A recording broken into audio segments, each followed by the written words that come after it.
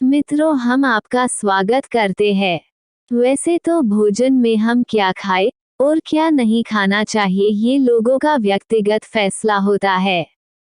लेकिन यहाँ हिंदू धर्म में कुछ लोग मांसाहार को निषिद्ध मानते हैं, वहीं उनमें से कई लोग मांसाहार को काटकर और मारकर खाते हैं।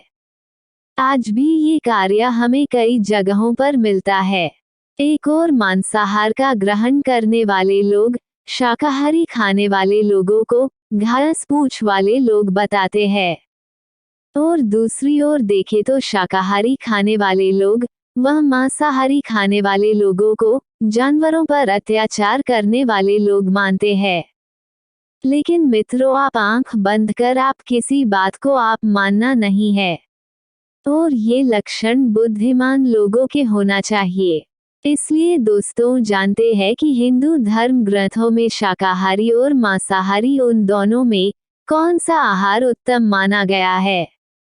हिंदू धर्म में मांस खाना मना है कि नहीं, इस बात को लेकर कई लोग के मन में शंका होती है।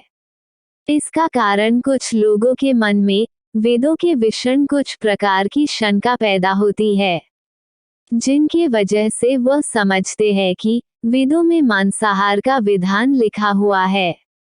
लेकिन मित्रों, ये आपका भ्रम है। मित्रों, मांस खाना पुण्य है या पाप, आइए जानते हैं। वेद और पुराण हिंदू धर्म के मुक्ति ग्रंथ है, जिसमें वेदों का सार उपनिषद है और उपनिषदों का सार श्रीमद् भागवत गीता है। वेदों में पशु हत्या पाप माना गया है और मांस खाने के संबंध में स्पष्ट किया गया है कि मांस नहीं खाना है। इतना ही बल्कि कुछ प्राणियों के मांस खाने का उपचार भी उसमें लिखा गया है। यजुर्वेद में कहा गया है कि मनुष्यों को परमात्मा को सभी गई रचनाओं से मनुष्य को अपने आत्मा समान मानना चाहिए। जैसे अपनों को चाहते हैं वैसे ही दूसरों का हित करना चाहिए, और जिस तरह आप अपना बहुत अच्छी तरह से आप अपना ख्याल रख पाते हो, वैसा ही हमें दूसरे प्राणी और जीव जंतु का ख्याल रखना चाहिए। वैसे ही अर्थवेद में कहा गया है कि मनुष्य तुम चावल, गेहूं, दाल आदि आहार के रूप में तुम ग्रहण करते हो, वही तुम्हारे लिए वही उत्तम माना गया है। तुम कभी भी नर या प्राणी का हिंसा मत करो। वही बात ऋग्वेद में बताया गया है कि गाय जगत की माता है और उनकी रक्षा करना समाज की उन्नति है। मनुष्यों को समान सभी प्राणियों की रक्षा अपने जीवन से ज्यादा करनी चाहिए। इस भागवत गीता में मांस खाने की वजह को 3 चरणों में विभाजित किया गया है, जिसमें सत्व, रजव और तमस को इन तीनों में मांस का उल्लेख किया गया है। गीता के अनुसार अन्न से ही आपके मन के विचार बनते हैं। जो मनुष्य सात्विक का भोजन करता है उसकी सोच भी सात्विक रहती है। मांस और मदिरा की जैसी चीजें तामसिक भोजन कहा जाता है। इस तरह का भोजन करने वाले लोग अक्सर कुकर्म, रोगी, एक दर्द की तरह रहना, दुखी और सदैव के लिए आलसी बन जाते हैं। गीता के अनुसार सात्विक भोजन करने वाले लोग की उम्र बढ़ती है और उसका आयु को लंबा कर देता है, और उनका मन को स्वस्थ और तंदुरुस्त रखने के लिए बहुत ही अच्छा होता है, जिस कारण वह बल, बुद्धि और आयु को बढ़ाने में हमें इस हिंदू की तरह हमें शाकाहारी भोजन खाना चाहिए। ठीक वैसे ही गरुड़ पुराण में बताया है कि जिसमें हमें श्री कृष्ण की एक कथा का वर्णन मिलता है। गरुड़ पुराण के अनुसार बचपन में एक दिन श्री कृष्ण यमुना किनारे पर एक पेड़ के नीचे एक दिन बांसुरी बाजा रहे थे। ठीक उसी समय पर उसके पास एक दौड़ता हुआ हिरन आया था और उनके पीछे जाकर वह छुप गया था। तब हिरन बहुत डरा हुआ था। तब श्री कृष्ण ने हिरन के माथा पर हाथ हिलाया और हिरन से पूछा, क्या बात है हिरन, तुम बड़ा घबराकर यहाँ पर आ गए। तभी वहां पर एक शिकारी वहां आ गया। तब शिकारी बोला कि ये मेरा शिकार है, तुम मुझे दे दो। तब भगवान श्री कृष्ण बोले कि हर जीवित प्राणी पर सबसे पहले उनका हक होता है, न कि किसी और का हक होता है। ये बात सुनकर शिकारी को बड़ा ही क्रोध आ गया था।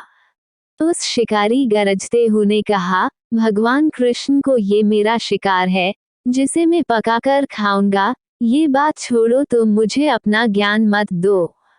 इस प्रकार ये बात भगवान श्री कृष्ण दोबारा बोले कि किसी भी प्राणी को मारना या जीव को मारना ये बड़ा ही पाप है।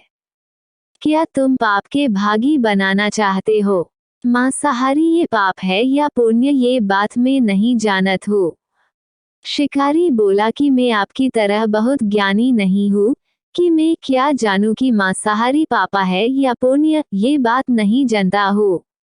मैं तो बस इतना जानता हूँ कि मैं यदि ये शिकार नहीं कर पाया तो मुझे ये खाना नहीं मिल पाएगा। मैं इस हिरण को इस जीव से मुक्त कर मैं तो पुण्य ही तो कमा रहा हूँ। फिर आप क्यों मुझे इस पुण्य को कमाने से मुझे तुम रोक रहे? जहाँ तक मैंने सुना है कि जीवा हत्या तो शास्त्रों में उसका उल्लेख किया गया है। तब राजा भी शिकार करते थे, तब ये पाप नहीं कहलाता था, और इस पाप का मैं ही क्यों अब भोगी बनूं, बताओ तुम। तब शिकारी श्री कृष्ण को पूछा, अब आप ही बताइए कि मांसाहार पाप है या पुण्य, इसके बारे में बताइए। तब शिकारी की बात सुनकर भगवान श्री कृष्ण को लगा कि ये शिकारी मांसाहार खाकर अपना बुद्धि नष्ट कर बैठा है। इसके अंदर सोचने और विचार करने वाले भी विचार उसके अंदर नहीं है, बल्कि ये बात को पूरा ही समझता ही नहीं है, इसलिए इस शिकारी की ये बात बहुत अच्छी तरह से समझ आई। तब भगवान श्री कृष्ण को एक कथा सुनाते हैं कि एक बार मगध में अकाल के वजह से खेतों में अन्न का उत्पादन कम हो गया था।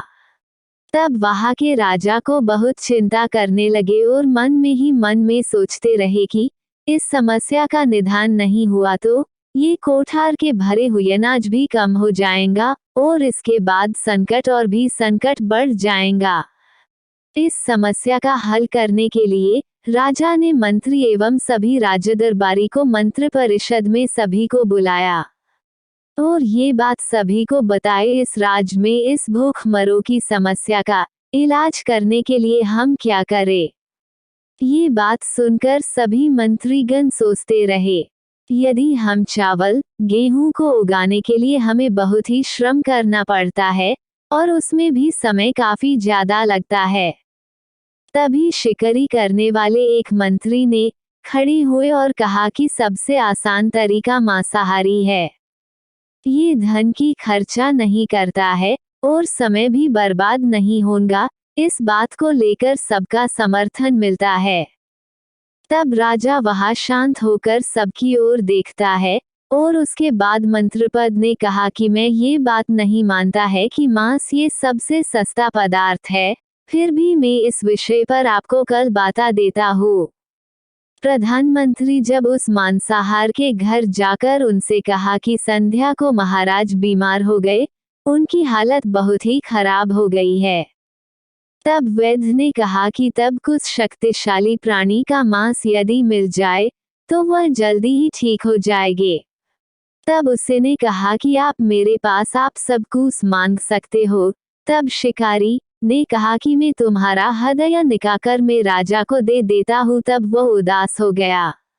तब वह राजा को उस मांस खिलाया और तभी राजा ठीक हो गए, इस कारण वह सब खुश हो गया, जिस कारण वह शिकारी को अंदर ही बड़ा प्रभाव लगा और कहने लगा मैं आज से ही मांस खाना छोड़ दूंगा।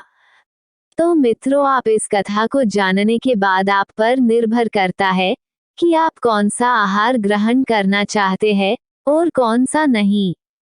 इस बात को लेकर विज्ञान भी प्रमाणित कर चुका है कि हमारे शरीर के लिए हमें मांसाहार की अपेक्षा हमें शाकाहार के भोजन हमें खाना चाहिए।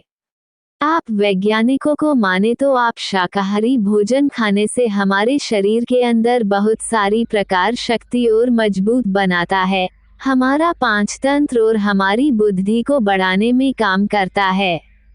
लेकिन कुछ ग्रंथों अनुसार मांसाहार को बड़ा ही उत्तम माना गया है। जिन जीवों को आप मारकर खा रहे हो उन्हें प्राण बचाने के लिए अवसर भी नहीं मिलता है। जिस तरह हम प्राणियों का शिकार करते हैं, तो हमें इस जन्म क्या दूसरे जन्म हमें ये मनुष्य का अवतार नहीं मिलता। तो मित्रों, हम उम्मीद करती हूँ आपके कई भ्रम टूटे होंगे।